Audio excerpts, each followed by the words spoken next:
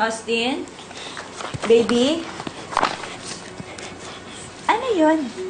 Ano yun? Ikaw patingin nga. Wow!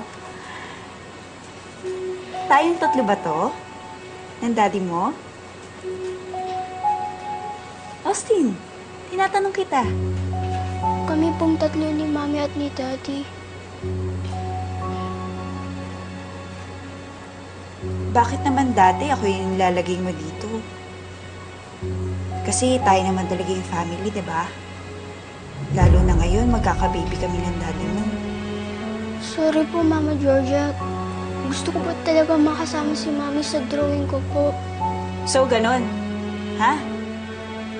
Wala lang ako sa'yo ngayon. Ganon ba yon? Matapos kitang alagaan, ha? Bakit? Yung mami mo ba? Nandoon sa Amerika yung ngawa ka ng ngawa, ha? Sino nag-aalaga sa'yo noon? Sino nagpapakain sa'yo, ha? Sino nagpapatulog sa'yo? Sino nagliligpit ng mga kalat mo? Hindi ba ako? Tapos ngayon, baliwala na lang ako sa'yo, ha? Eto? Ha? Opo, Mama Georgia! Kailangan ko po yan! Yan ba? Ha? Bakit mo sinira ang drawing ko? You're bad, Mama Georgia! Austin, I'm sorry.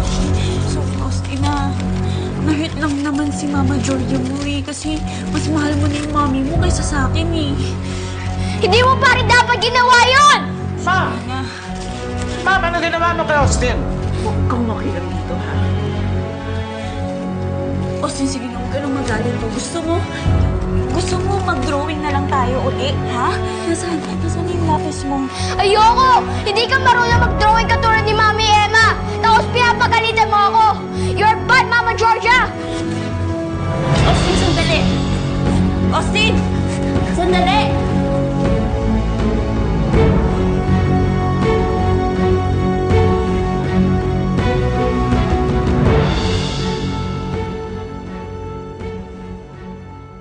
Ayaw, Manang.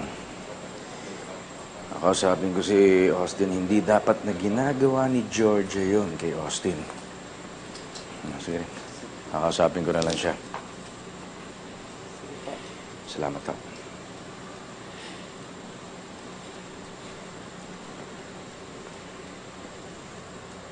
Austin. Austin? Narinig ko yung sinabi ni Manang Loleng. Yung anong ginawa sa'yo ni Mama Georgia.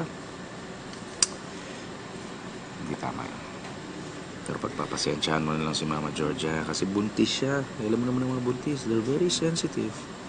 Okay? Ganon din po ba si Mami? Nung nasa tiyan pa rin niya po ako. Palaging mainit po yung ulo. Ito muna. May binubulong si baby. Ano daw? Ganda-ganda daw ng mami niya. Ang bait-bait ng daddy niya. Oo. Ako, Emma. Thank you very much talaga for bringing so much joy to this family. Hindi ko akalain magiging ganito. I love you. I love you too. Oh. No.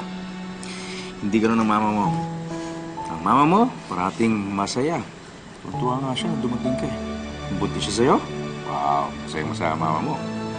Talaga po? Oo. In fact, hanggang ngayon, parati siya ng ngiti. At parati siya ng tuwan-tuwa.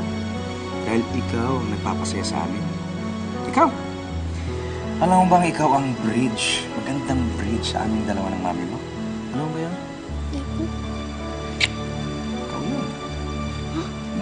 Paano pag nawala po ako? Wala na po ba madudugdug sa bridge na po? Hindi na po ba kayo magkikita? Hindi naman pwede mangyari yun. Hindi mapuputol ang bridge. Ikaw ang bridge ng buhay namin, di ba? At hindi ka mawawala sa buhay namin. Golden Bridge.